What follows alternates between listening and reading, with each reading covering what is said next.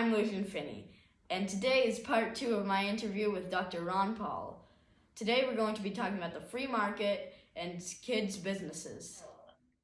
Um, could I move on to our next subject about the free market? Sure, Is free market part of liberty? absolutely. If you believe in freedom and an individual liberty, uh, you can't have any other type of a market other than following the principles of voluntarism.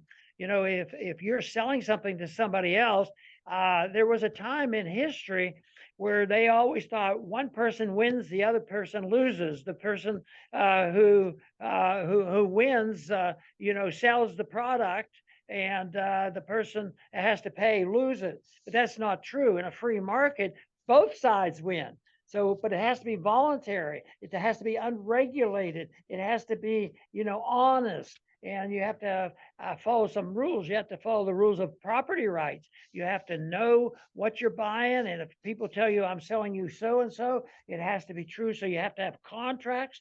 It has to be voluntary. It can't be interfered with by politicians who will tell you what you can do and what you can't do. And the politicians, aren't capable of doing it because they don't have any idea. They don't know what two people want.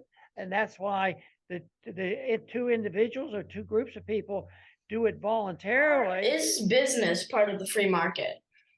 Well, it can be, but if the government takes over, it's not free markets.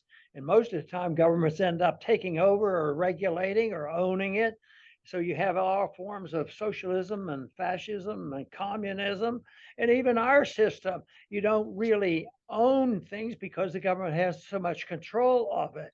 So it's a business. If you allow business to operate on the way I described it before, everything has to be voluntary, and you have honest money, and you fulfill your promises. Yes, business is part of it, and that's what you want. You want businesses to understand what the rules ought to be in a free society, and people voluntarily shouldn't deal with people that are not, following those rules.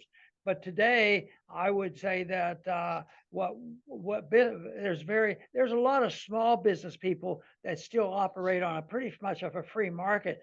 But when it gets big and huge, and whether you work by building airplanes and weaponry and all the huge banks and all that, that's not free market. That's a controlled government market. Unfortunately, it's too often it's an agreement between the business people and the government, and that's very dangerous because that can lead to dictatorship.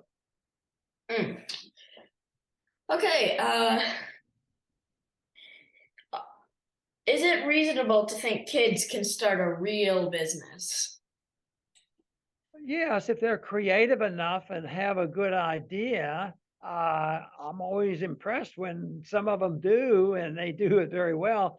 But I think they sort of need guidance and understanding and somebody to encourage them to do it.